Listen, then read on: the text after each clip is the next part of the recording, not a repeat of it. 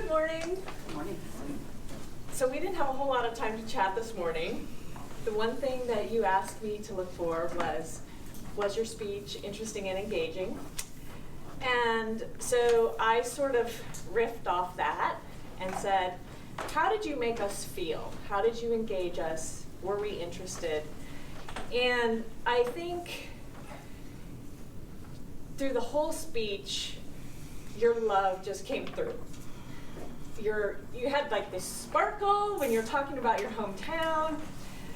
You talked about your summer of freedom, how beloved your grandparents were, the visual of you and your sisters, and you buried under your sisters, completely caught me and said, oh my gosh, I completely understand why you needed to get away from that situation. I had two younger brothers, and yes, as the oldest, you always had the responsibility.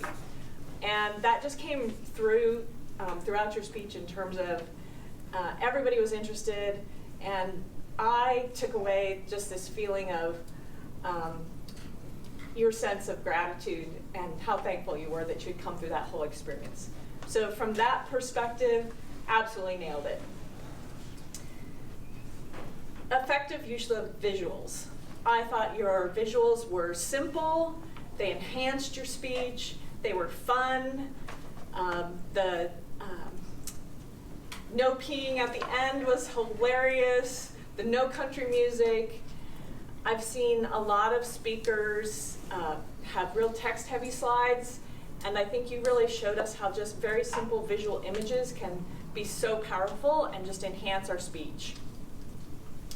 Your body gestures, I love the meandering, so you're so comfortable per Marine. As Franklin and I were talking this morning, when you're evaluating one of our great speakers, one of our experienced speakers, what are you going to look for?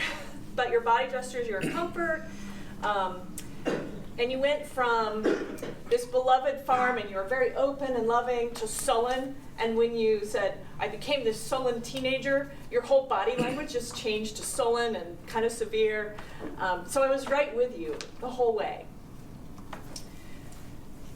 Garing opened its arms, so just your gestures were just natural and they fit with your speech. What to work on? I was digging here. I was like, oh my gosh, what am I going to say to work on? At the very beginning, there were a few so's and ums, and then you got in your flow, and they disappeared.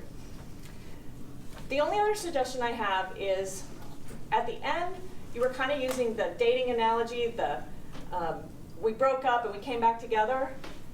I think you could have maybe somehow tied that analogy back into the beginning to bring the speech full circle. I loved that analogy at the end.